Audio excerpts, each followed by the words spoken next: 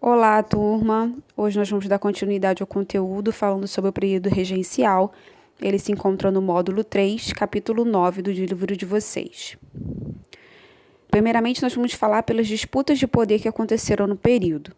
Com a abdicação de Dom Pedro I, o novo imperador passaria a ser o filho mais velho dele, que era o Pedro de Alcântara, que na ocasião tinha apenas 5 anos de idade.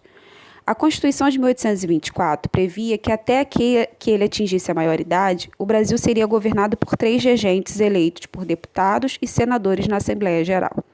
E foi assim que entre 1831 e 1840 o país foi administrado. No entanto, essa situação provocou a disputa de poder por 3 grupos políticos distintos: os restauradores, os liberais moderados e os liberais exaltados. Os restauradores defendiam a monarquia e a soberania do rei, ou seja, desejavam conservar o poder centralizado em uma única figura. Liberais moderados apoiavam a manutenção do sistema monárquico, desde que o poder do imperador fosse limitado por uma constituição. Já os exaltados queriam amplas reformas políticas, defendiam a descentralização do poder e a autonomia das províncias por meio da criação de um Estado federalista, isto é, composta por unidades estaduais independentes, autônomas. Algumas defendiam até mesmo a república. É importante ressaltar que a palavra regente significa em substituição ao rei. Como o rei tinha apenas 5 anos de idade, os governantes estão substituindo a sua figura.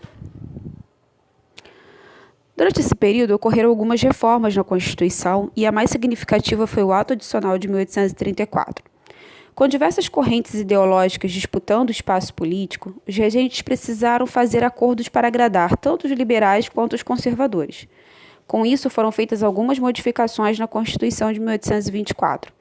A principal delas ocorreu por meio da publicação do chamado Ato Adicional de 1834, uma emenda constitucional com as seguintes mudanças: suspensão do poder moderador durante as regências, criação das Assembleias Legislativas Provinciais, com deputados eleitos por 2 anos, maior autonomia às províncias, que poderiam criar impostos, além de contratar e demitir funcionários, modificação no sistema de regências. Em vez de 3 regentes, o império seria governado por apenas um, eleito em voto secreto para um mandato de 4 anos. Enquanto o governo do país era disputado por diversos grupos políticos, as condições de vida da maioria da população continuava péssima. Diante dessa situação, durante o período regencial, ocorreram diversos movimentos de contestação contra o governo central em várias regiões do país, cujo ponto em comum era o descontentamento com as medidas adotadas pelos governantes, quase sempre autoritárias. Um desses movimentos foi o Levante dos Malês. No período regencial, a Bahia era a província com a maior população de africanos e mestiços escravizados, muitos deles de religião muçulmana. Na época, qualquer religião não católica era proibida no Brasil. Mas como os escravizados muçulmanos sabiam ler e escrever em árabe, eles conseguiam praticar sua religião em segredo, comunicando-se sem serem descobertos pelas autoridades brasileiras. Foi nesse contexto que os malês, como eram chamados os escravizados muçulmanos, organizaram um levante entre os dias 24 e 25 de janeiro de 1835, envolvendo centenas de africanos e afrodescendentes, escravizados e ex-escravizados. A revolta foi planejada com antecedência, anotada pelos conspiradores em árabe e amplamente divulgada sem que as autoridades desconfiassem. No dia do levante, armados com facas, espadas e lanças, os rebeldes lutaram contra os soldados do governo. Seu objetivo era libertar os escravos e modificar a situação de exploração e preconceito em que viviam.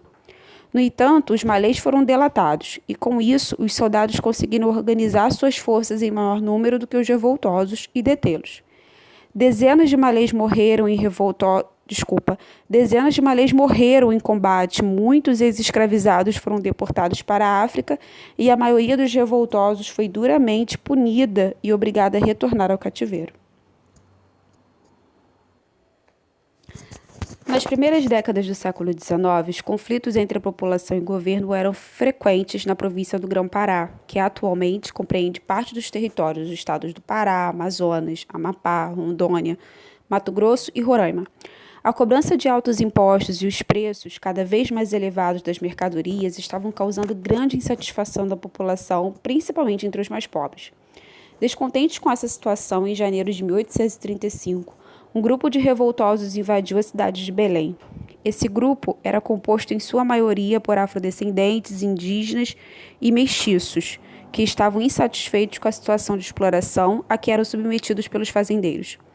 Assim, buscavam lutar por terras, pelo fim das injustiças e da escravidão. Além deles, também participaram do movimento alguns fazendeiros que desejavam maior autonomia e o direito de escolher os governantes da província. Os cabanos, como eram conhecidos os partidários do movimento, tomaram o poder e chegaram a declarar a separação da província do restante do Brasil.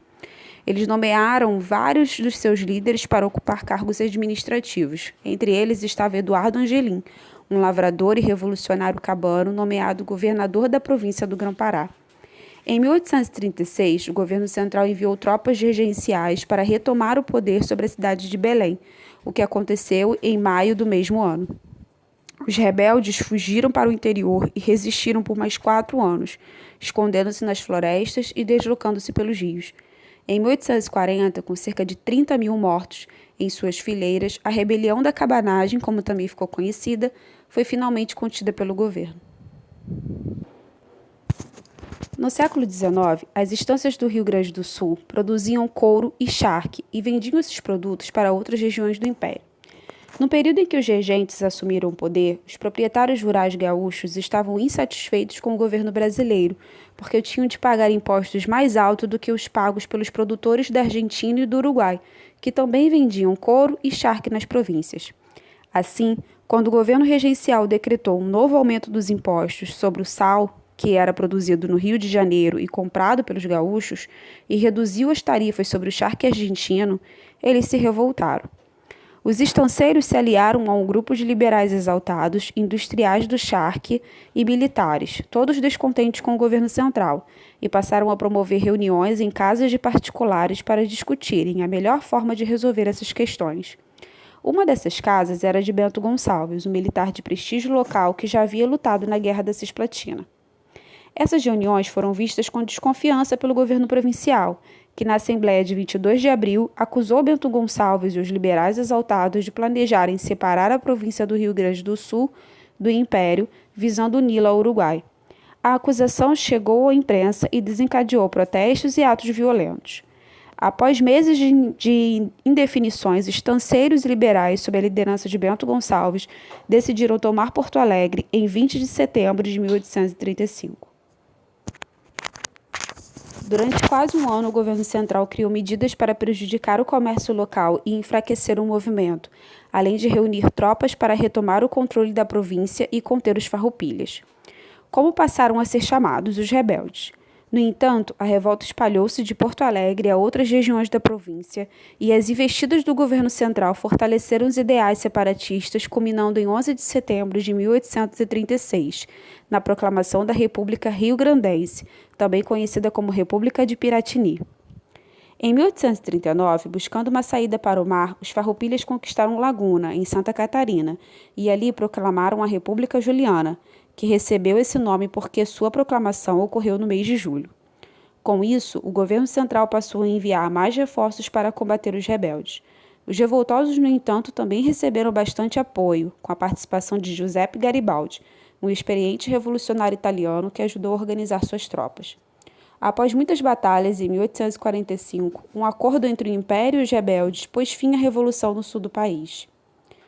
Esse acordo atendia às diversas reivindicações dos rebeldes, entre elas a liberdade dos escravos, que lutaram ao lado dos farroupilhas, o direito de eleger o governante da província e o aumento na taxação do charque uruguaio.